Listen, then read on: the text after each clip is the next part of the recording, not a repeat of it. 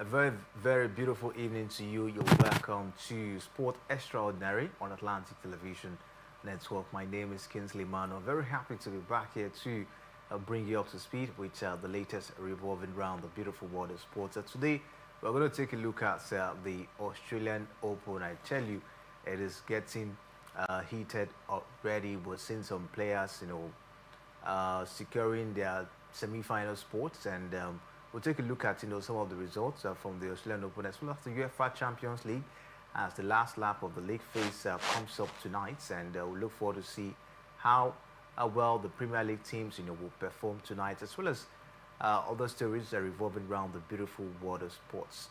We'll take a break. When we return, we'll take a 360 around the beautiful world of sports. We'll be right back.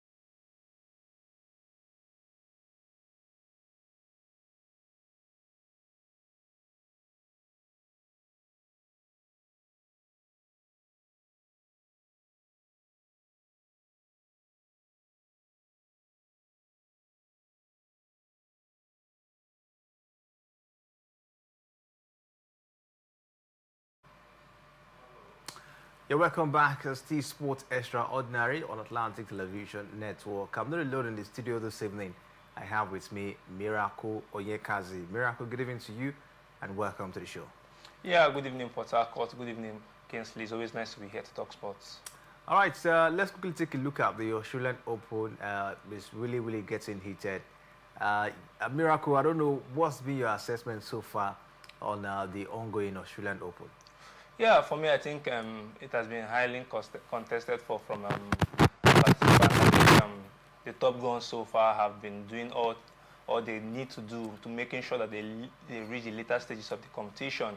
I think the last of Arina Sabalenka, when it comes to the WTA, have been very, very outstanding.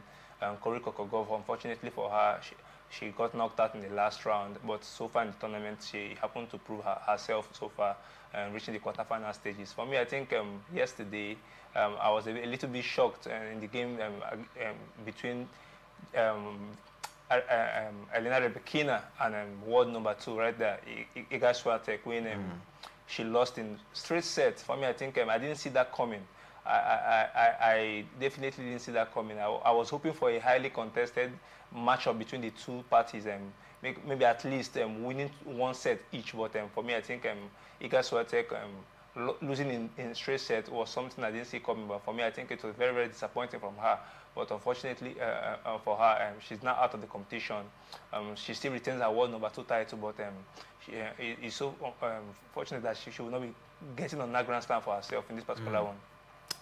All right, before we take a look at the current results, you talk about, what do you make of the All-Star of Corey Kokogov? Because she's one lady that, we expected, to have really gone far, in this competition, but, she was also out, yesterday, like you mentioned, and she actually expressed her frustration, after she was beaten, in that particular, encounter. Will you say that Kokogov lack a consistency in her game? Yeah, I wouldn't say she lacks consistency, because we know how she's played in the tours. She's been very, very good when it comes to the tours, racking up some tours for herself, and she still retains her world number 3 title. But losing to Elena Svitolina yesterday was something I didn't see coming. I think she was outclassed. She didn't just lose, but she was battered. She didn't even win. She had about 3 games in the both sets. For me, I think it was very, very poor from her side. She was outclassed, and on the day, I think her opponent was very, very good. I think she didn't show consistency in this particular game, but so far throughout the tournament, she's proven that yes, she can still be that force. And yes, we know she's still a young player, but unfortunately, she couldn't see this one through. But it doesn't mean to say that she's inconsistent. But I think on the night, she just faced a better and a reinforced opponent.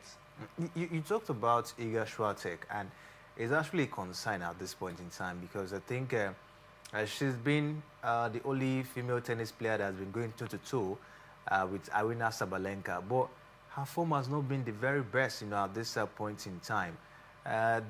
With what we've seen, you think she doesn't really have what it takes at this point in time to really compete with Aryna Sabalenka? When you take a look at, how far she has performed, she has not been, at her best. Now, even say, last season, we saw how she struggled, and as well this season, starting with the Australian Open, another struggle for Iga Swiatek. Do you think she can possibly maybe catch up with Aryna Sabalenka, taking a look at her current form now? Yeah, for me, I think fatigue has been one of the major issues of fatigue. Yeah, of Iga Swiatek. I think she's come out to complain some couple of times about the number of games that they play in the WTA, even in the tours. I think she's come out to complain about fatigue, but her losing out to her opponent, for me, I think she played a very top opponent. I think Elena Rybakina is a top opponent. She's still ranked world number 5 right there in the WTA. And over the years, these two have faced themselves. And you talk about tough opponents. Yeah. If you want to be the best, you must beat the best as well. Yeah, definitely. So that's the thing. So for me, I think Iga Swiatek should be able to go all the way in getting past Elena Rybakina. Yeah, definitely. She should be able to do that. But let's not forget that Elena Rybakina is another top gun when it comes to the WTA. She has the experience, and she's also a Grand Slam winner, and she's also in her prime. But her losing out to a top gun, for me, there's no shame in it. If everybody wants to win, everybody came to the tournament to make sure they pick up a Grand Slam for themselves. So I think Elena Rybakina winning this one is no shame on the part of Iga Swiatek. I just feel like she was ousted out in this particular one. She was outplayed and dominated, and she faced a top player as well. So for me, I think going forward from now into the next couple of games she'll be playing, she'll want to use them as a builder for the next Grand Slam coming. But do you think she can still catch up with Aryna Sabalenka, especially when you talk about the world number 1 position? Yeah, definitely. I still feel she's still among those top guns in WTA, and let's not forget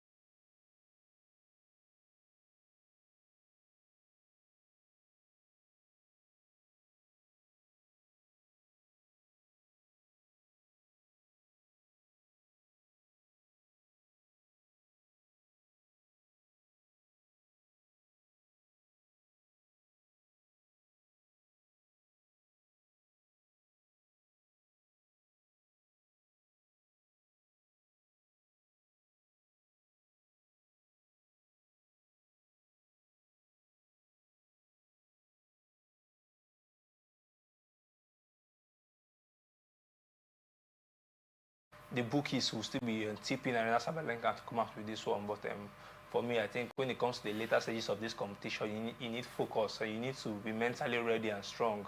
For me, I watched the first set between in Aryna Sabalenka's last game between her and I think I'm forgetting the opponent now she faced, but she struggled she struggled a little bit. I think she won that one 6-4 in the first set. But she struggled. She dropped some games in that particular one. She had to use her mental strength and her experience for her to get through.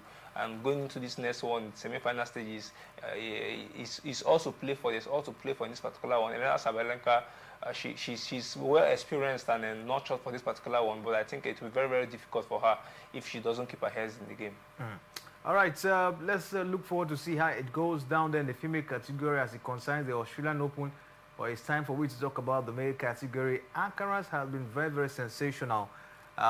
Miracle in this Australian Open. He made it to the semi-final yesterday, and of course, he has been an impressive one. The man is looking forward to becoming the youngest man to complete the 3 career Grand Slam as he charged past Alex de Minaur to reach his first Australian Open semi-final down there at the Rod Laver Arena. It ended 7-5, 6-2, 6-1 in that particular encounter. What do you make of the run of Carlos Alcaraz in the Australian Open this time?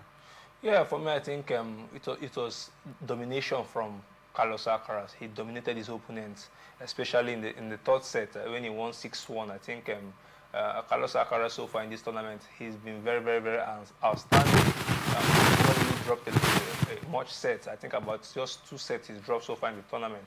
For me, I think he has all it takes for him to go into the semi-final and come out victorious, because with this kind of momentum, anybody that comes that faces him will be really having it tough to play. For me, I think he's going to lock horns against Alexander Zverev. Yeah, Zverev is also an experienced player, but over the years, Carlos Alcaraz has proven to be a tough nut to crack when it comes to him and Zverev facing off. So for me, I think Carlos Alcaraz will be looking forward to this particular match. I think going to the finals, it gives him an advantage for him to rack up on that Grand Slam. Yeah. So for me, I think Carlos Alcaraz might be definitely having this one his way. And talking about Alcaraz getting this one, today we saw Novak Djokovic. He tried to get past, Lorenzo Musetti, ended 6-4, 6-3, 6-1-3 down there. Though Musetti couldn't finish the game, he has to, of course, retire from that one due to thigh injury. And Djokovic actually skated through once again through this means. Miracle, a lot of persons are not really impressed with the performance of Novak Djokovic so far in the competition. Musetti was almost ahead of him, of course, in that encounter, if not because of that thigh injury. Maybe what I've been talking about Musetti heading down to the next stage of the competition. What do you make of Djokovic's performance so far at the Australian Open? Yeah, for me, I think so far in the tournament, in the first round and the second round, Novak was outstanding. He showed that, yes, this is the Novak we know that has won 24 Grand Slam titles. He was opting to go into this particular one for him to be able to win on that Grand Slam. And yeah, a lot of people have been saying, yeah, this is really the Novak that can do this. Can he really break the record of Margaret Court? But going into the last game against Lorenzo Musetti, for me, I think Novak Djokovic was not really focused. He was very, very poor, especially in the second set where he lost 6-3 to Lorenzo Musetti after losing the first set. For me, I think he's a little bit lucky. If it was in the WTA, whereby you just need about 2 sets to win, I think Novak would have been outed out from this tournament already. So for me, I think Novak Djokovic should be counting his stars lucky that this is not a 2-set game, and he should be lucky that the injury the thigh injury that made Lorenzo Musetti retired actually came in place. If not, he would have been out of the tournament already. So for me, going to the next game against Yannick Sinner, it will be very, very difficult for Novak if he goes into the next game with this kind of form, because there won't be a chance for him to regain or maybe that injury scare again might not really save him from this particular one again.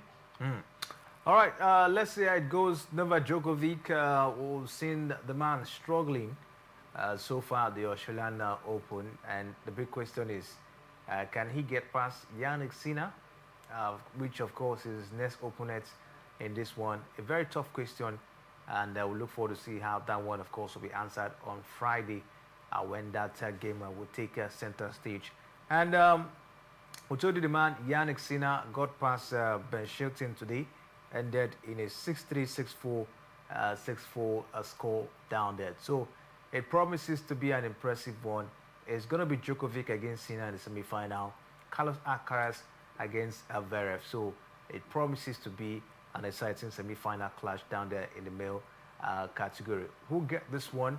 We'll keep our fingers, crossed and see how it goes. But away from that, let's bring you the latest coming from football. This moment, fresh details have emerged over the ongoing coaching crisis at Enyimba FC with club chairman Kanu Nwankwo expected to host talks with Abia State's Governor Alex Oti today. We'll wait to hear the reports of that one. And the meeting is aimed at resolving the controversy surrounding the state government decision to announce a new head coach to replace Deji Ayeni, who was only recently appointed by the club's management. Despite reports of his dismissal, Ayeni remains in charge of the team for now, and the former Crown FC coach is currently with the squad we hear in Lafia. Of course, Enyimba are currently in action against Nasarawa United. We'll bring you the results of that particular encounter. But Miracle, before we talk about that game, what do you make of the coaching drama down there at Enyimba Football Club? Yeah, for me, I think Enyimba has been very, very disappointing so far this season, even due to the fact that they had and employed an experienced manager like Coach Stanley Eguma. They really, really struggled. I think the club chairman, Nwankwo Kanu, has tried to put things in place to make sure that Enyimba regains their form and make that Enyimba that we really used to know in the past. Let's not forget that this Enyimba team, they were MPFL champions 2 seasons ago. Philip the Judge actually made that possible. But ever since his leave, the likes of his assistant was giving the job, and things didn't really go that well.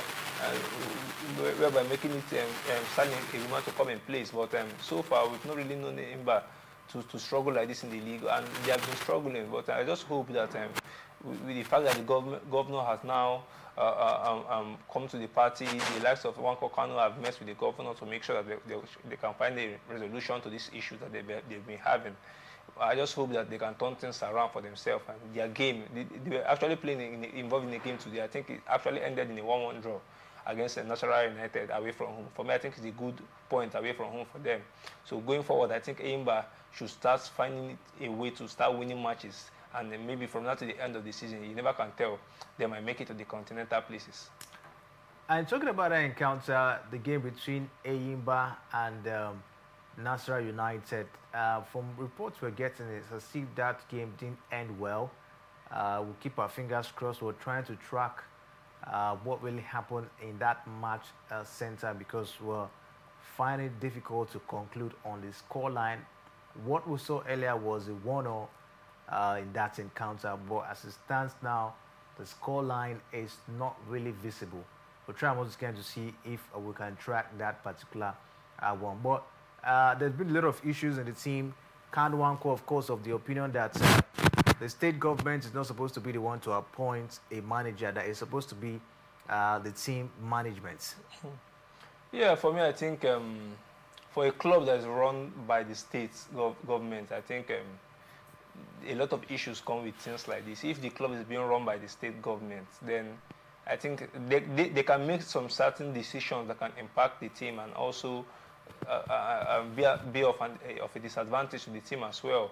Yeah, they run the club, they employ the staffs and the technical crew. So I think the technical crew should be the ones that employ. But for a club run by the state government, every state government they can come any day and make some decisions. So for me, these are where the issues happen. I think they need to draw a line and make sure that people are put in place that run affairs of what happened within the club. Not any new government that comes into town will just start making drastic decisions that impact the team. And let's not forget that Enyimba Football Club in the past have still been run by the state governments, and they also ended up successful. So for me, I think this shouldn't be a reason why the club is struggling right now. And of course, while we're trying to track the results of the game between Enyimba and Nasarawa, between Nasarawa United and Enyimba, we can tell you that Abia Warriors, of course, played 1-0 draw against Wiki Tourists today, and Plateau United beat Enugu Rangers by 2 goals to 1. Those are the results, of course, we can bring to you from the Nigerian Premier Football League. But Let's stay away from the league a bit now as we talk the Super Eagles of Nigeria. National Sport Commission has confirmed plans to engage the Nigerian Football Federation in discussions over the future of Super Eagles head coach Eric Chell, despite the federation previously ruling out immediate contract talks. Chell, who was appointed in January 2025, led Nigeria to a third place finish at the 2025 African Cup of Nations in Morocco. Speaking with newsmen, the National Sport Commission Director General Bukola Olapade said discussions were already being put in motion with the Football Federation, and the comments come amid reports in Tunisian media suggesting that Chell has attracted interest from Tunisia, who are said to have offered him a deal worth around $100,000 per month to lead their World Cup qualification campaign, almost double his current salary with Nigeria, which is understood to be about $55,000. Miracle, with what is coming up at this point in time, other countries have an interest in Coach Eric Chell. You think the National Sport Commission, the Nigerian Football Federation, should offer Eric Chell another contract? Yeah, definitely. If you look at how he's performed so far throughout his reign as the Super Eagles head coach, I think Coach Eric Chell deserves another contract. I think he's been owed in the past. Some couple of weeks we heard that he's been owed, but he doesn't show it. He goes there on the pitch of play and does his work. He's not really that kind of person that holds grudges with people. He's been running the team well. We see the love when it comes to how he's been running the team between the players and the technical crew. So for me, I think Coach Eric Chell should be given another chance from now. We shouldn't just stop what is already good. They say if something is good, there's no need of breaking it. So for me, I think Coach Eric Chell should be given another contract and maybe a contract extension and make sure that we can build up from here going forward for the Super Eagles. You know, talking about contract extension, he's being paid $55,000. Presently. If you're talking about contract extension, it means the NFF will have to increase his salary. The $55,000 they're even struggling to pay. So contract extension will warrant increment of salary at this point in time. Do you think the National Sport Commission and the NFF can cope with this? This is very, very enticing. $100,000 from the reports we're getting, at this point in time. If it's all about money, maybe the man might leave if it's after the money, but maybe it's just after building a very good CV for himself, especially when you take a look at what he has done with the Super Eagles of Nigeria. All right, maybe he will stay for the Super Eagles of Nigeria. But do you think the National Sport Commission, the NFF, could, of course, increase his salary if a new contract is offered? Yeah, for me, I think it's something that the both parties need to come and agree to, because he's already on a huge bulk of salary. So if the NFF are not able to carry on with such salary, I think he will definitely leave, because nobody wants a contract extension with a lower salary. I think everybody wants an improved salary, whether you're doing well or whether you're not doing well. Everybody wants an improved salary, except the two things can come to agreement, come to a resolution that either his salary remains or maybe he agrees to take a pay cut, because I know that he's on a huge sum of money. But for now, I think coming from a fan point of view, I would love Coach Eric Chell to be given an extension. Taking a look at his, some persons are of the opinion that the man won't be able to function if he leaves the Super Eagles of Nigeria. That's the reason why Eric Chell has been able to put up a very good record from what we've seen. It's the quality of players we have in the Super Eagles team. That you talk about the Tunisian national team, maybe other countries that are coming for him at this point is that they do not have the arrays of stars to help him achieve a very good result. You think, no, players has really been what has really helped Eric Chell when you talk about his progress so far in his coaching career? Yes, we have good players, but I wouldn't want to attribute the success of Coach Eric Chell on just the players alone. Let's not forget that the likes of Augustine Eguavon have been given opportunities. The likes of Finidi George have been given opportunities for them to rally these players and make sure that we produce something great with such crop of players. But a lot of them have failed. We couldn't even qualify for back-to-back World Cups with the likes of Augustine Eguavon and Finidi George. But Coach Eric Chell has come into the team and he's done well with the team so far. Yes, we didn't win the AFCON. Yes, we didn't qualify for the World Cup, but he's been outstanding if you look at his record so far with the Super Eagles team. So I wouldn't want to attribute, we saw how tactical discipline he's been so far in the tournament. We've not lost a game from open play throughout his reign. We lost on penalties to Morocco. Yeah. So we've not lost a game from open play throughout his reign. So yes, I won't want to attribute his successes only just because of the kind of quality of players we have, because other coaches have come and they've all failed.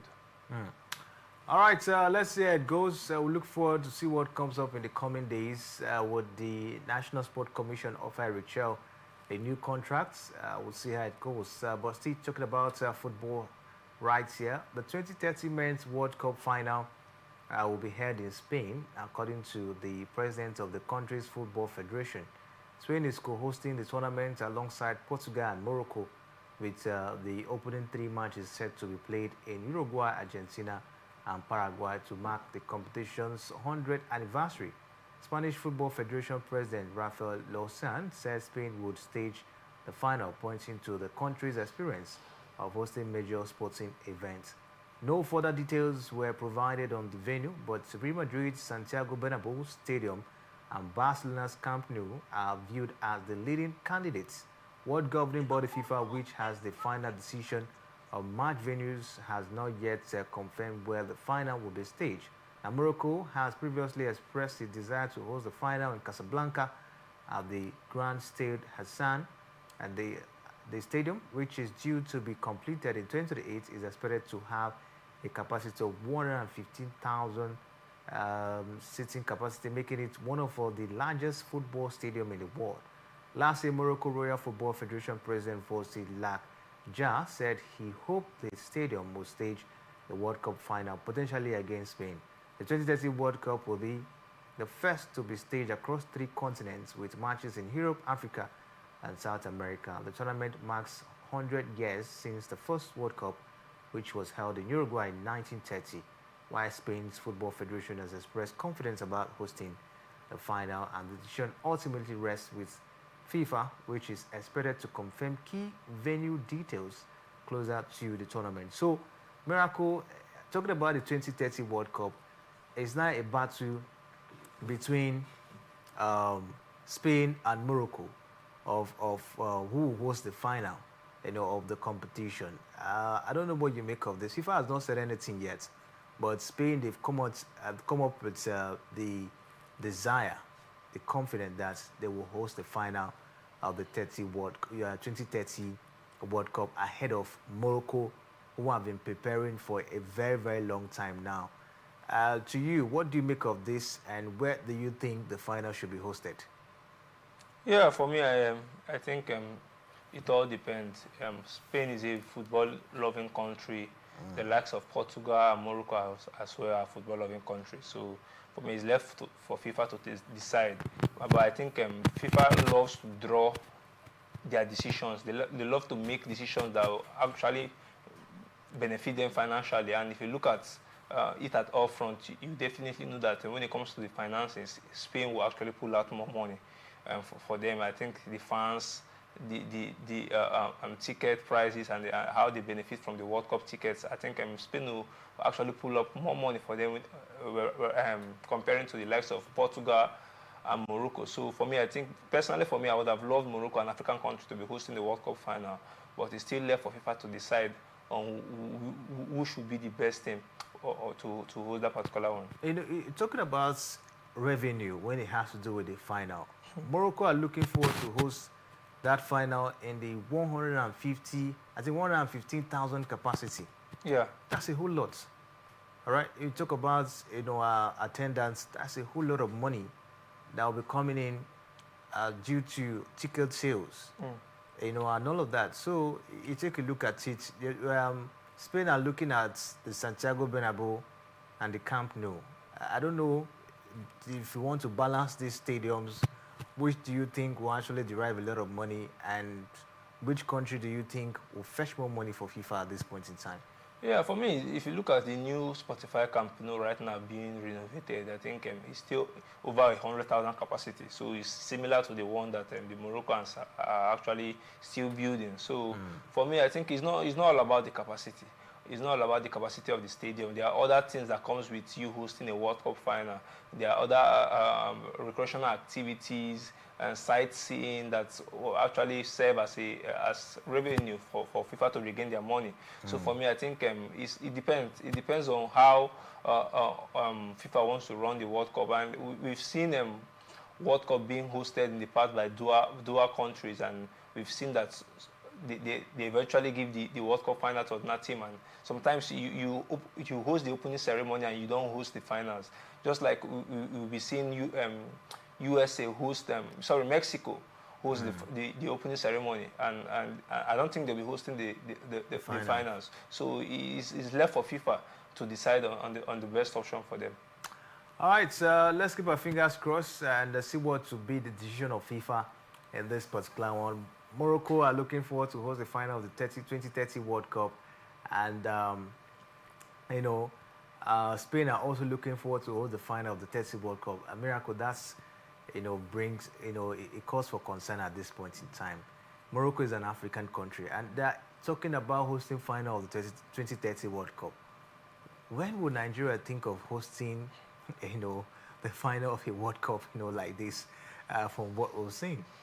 Yeah, for me, Kingsley, I think we are way behind when it comes to hosting a major tournament, not even a World Cup. Final. I think we've struggled in the past. I think the last time we hosted an AFCON was in 2006, or 2006, if I'm not mistaken, where we had a dual, where we hosted this with the likes of Ghana. So for me, I think so far we've not really hosted any major tournament in the recent years, even the WAFCON, under 17. So we've struggled to host tournaments due to the lack of infrastructure. I think we are way behind. There are a lot of things that need to be put in place before you're giving the hosting right of a major competition. You don't just wake up one morning and decide to host a tournament. You have to put things in place. Then when you go on to make a bid to host those tournaments, they will do their own, they need to do their own surveying. They need to look at the things you put in place and see that, yes, you definitely deserve the hosting right before they actually hand it over to you. So for me, I think Nigeria shouldn't even be in the conversation when it comes to hosting tournaments like this. The likes of Morocco, Egypt, the likes of Algeria, South Africa, these are African countries we should be looking at, we should be talking about, because we've seen the massive growth and improvement when it comes to infrastructure, when it comes to how they run their league domestically. We've seen how these leagues have produced huge and make huge impact so far in the last couple of years. Morocco just hosted back-to-back women's AFCON. We've seen them host the African Cup of Nations. And in the coming years, they'll be hosting the World Cup. You never can tell what can happen from now till 2030 that they'll be hosting the World Cup. They will still have to do a lot. They'll still have to put things in place to make sure that that World Cup tournament runs smoothly in their home ground. So for me, I think Nigeria should not even be in the conversation for now. All right, we'll keep our fingers crossed. We hope that one day Nigeria will be in this conversation. At this point, we'll take a break. When we return from the break, we'll bring you the latest from the UEFA Champions League. Stay with us, we'll be right back.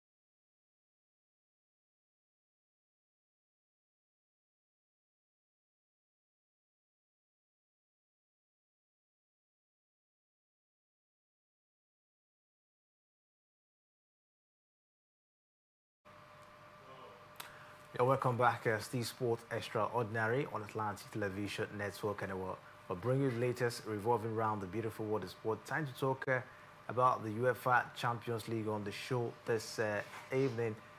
Miracle, it's been an impressive ride so far in the UEFA Champions League. Today, we'll see the last lap of the group phase tonight, and I tell you a lot of fixtures, to expect, as a time. But before we take a look at tonight's fixtures, what do you make of, the league phase so far in the UEFA Champions League this season? For me, I think the competition has been tough. I think so far in the league phase, we've seen the points and the experience from the teams not so much. I think about 4 or 5 clubs are on 14 to 15 points respectively. So far, just Arsenal and Bayern Munich that have made it through to the next round. The other teams still have the opportunity to make it through to the next round directly by finishing in the top 8 places. So the likes of Arsenal, Bayern Munich already qualified. The likes of Real Madrid, Chelsea, Tottenham Hotspur, Liverpool still have it in their hands to qualify. So for me, I think this ninth fixtures will be very, very, very competitive because everybody will be doing what all it takes to make sure that they can make it through to the next round by winning their own games.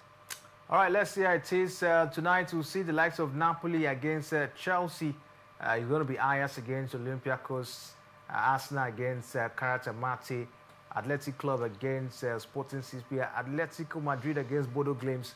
We're also going to see Barcelona against Copenhagen, Bayer Leverkusen, Lockons against Villarreal, and we'll see Benfica against Real Madrid, Borussia Dortmund against Inter Milan, Club Brugge against Marseille, Eintracht Frankfurt against Tottenham Hotspur, Liverpool against Karabakh, also see Monaco against Juventus, Pafos Lockons against Slava Praga, Paris Saint-Germain against Newcastle United, and we'll see the likes of PSV Eindhoven against Bayern Munich, and Union St. Cloud or Lockons against Atalanta tonight. Miracle, when you take a look at this, the Premier League teams, about 6 Premier League teams stand a chance to qualify.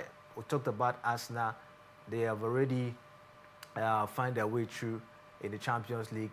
It's been an impressive run for them. Let's take a look at Arsenal. 7 games played, they've won all 7 games. What do you make of the impressive run of Arsenal in the UEFA Champions League?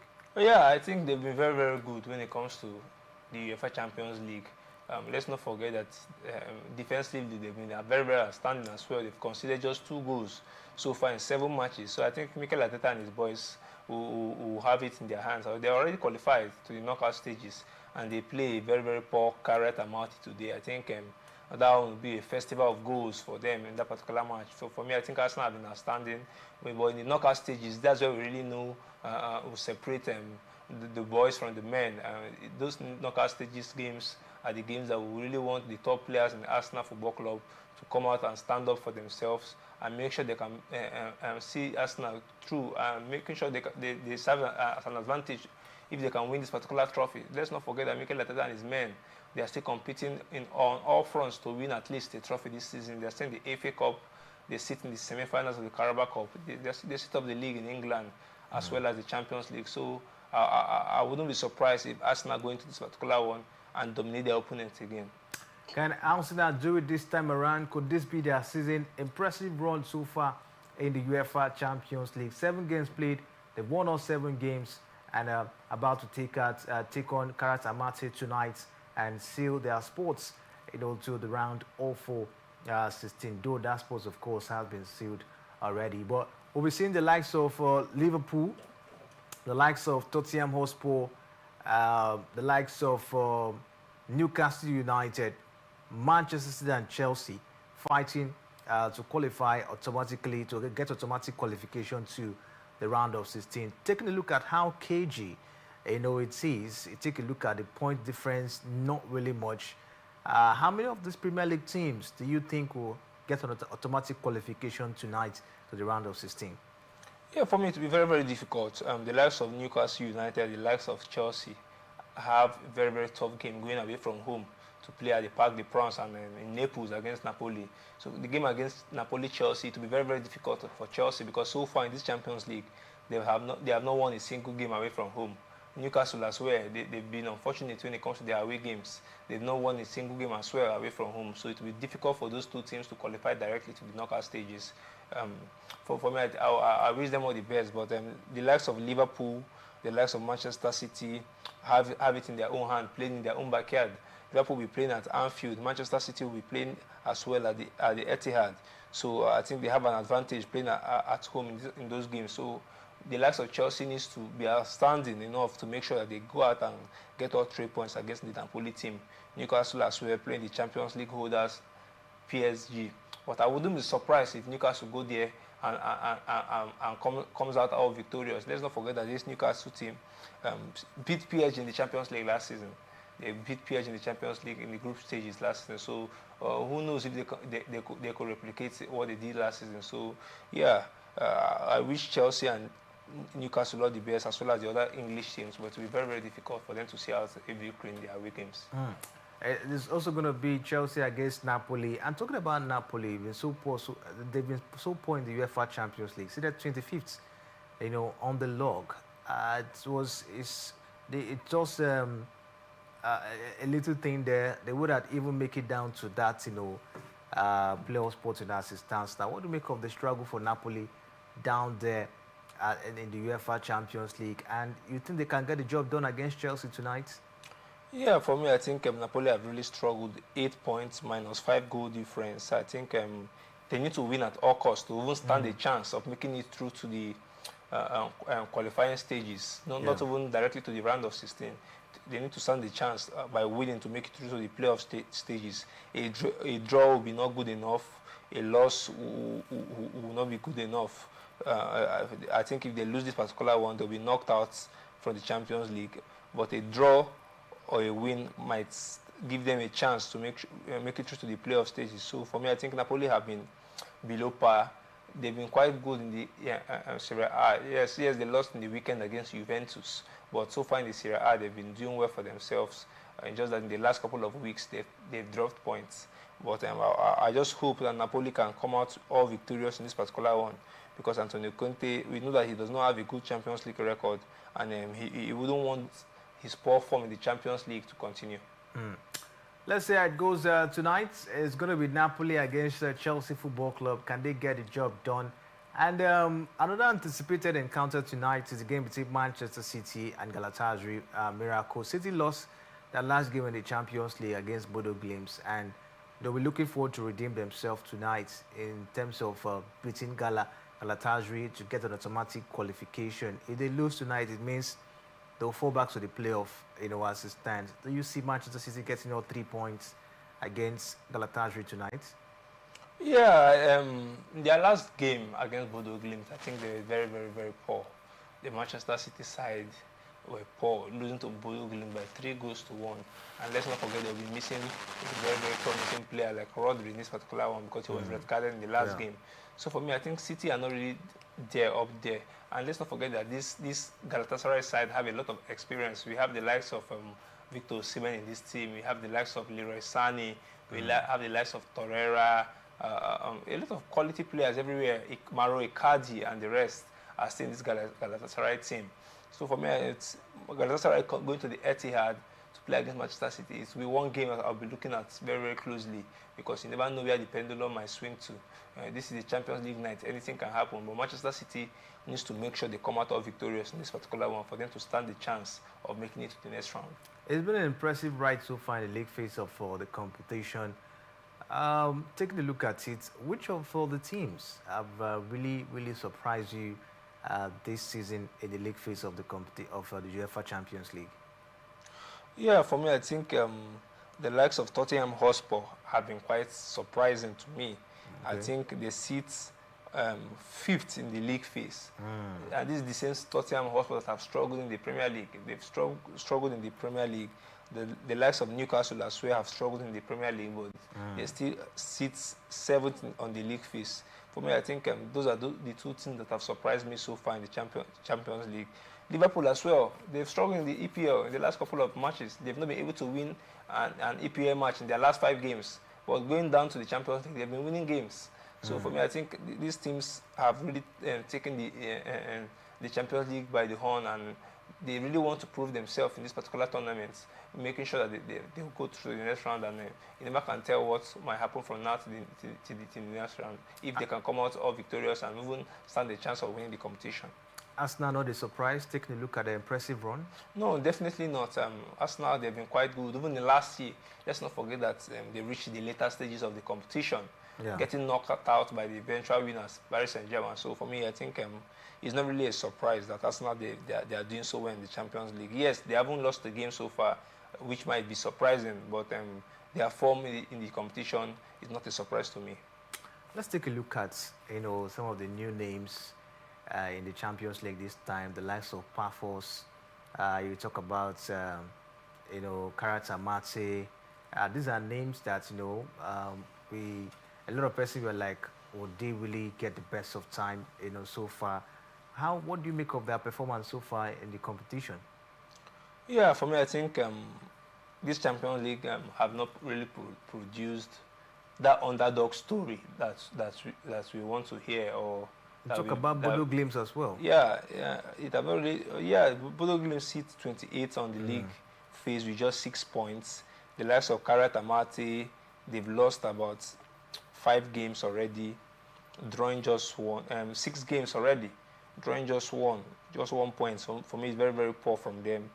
Union Saint-Gilloise as well, just 6 points. So for me, I think this new pattern or this new league phase has not really given those lower ranked teams the opportunity for them to make it through to the next round. Let's not forget that in the old group stage, we see teams like this cause problems for some top guns, even making it through to the next round sometimes, into the round of 16. But this new league phase have been very, very, very embarrassing from the lower opposition teams.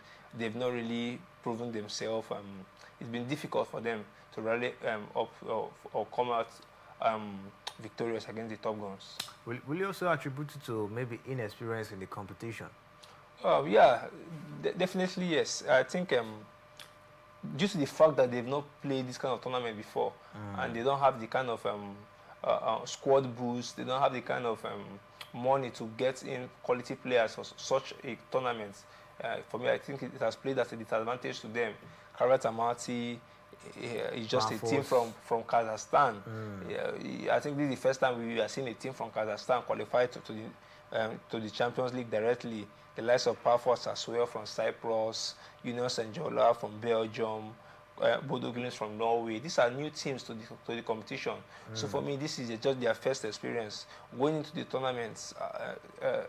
Maybe they qualified or make it to the tournament next year. It will give them another understanding of the tournament, and it might even be better for them in the next tournament. But so far, this tournament, they've been very, very poor. So far, the new side, they've been very, very poor in the competition. We'll just, of course, look forward to see what comes up. But we talk about Bodo Glimt. They've been one team, at least, that have shown tenacity. For beating Manchester City the other day is a good one, for when you talk about the record, for Bodo Glimt. Yeah, for me, I think it was something no one saw coming. I think on their own backyard, Erling Braut Haaland going back to his home country and his former club and losing to Bodo Glimt. I think it was a shocker in the football world. But Manchester City will be looking forward to redeeming themselves and make sure that they make their fans proud in having a victory against Galatasaray into this fixture. All right, let us see how it goes at this point in time. Tonight promises to be an exciting one. All 18 games in the UEFA Champions League will kick off at the same time, 9 p.m. Nigerian time. We'll see that one, of course, come up, at the end of the day. Let's quickly bring you this one before we call it wrap on the show. It's all about Manchester United.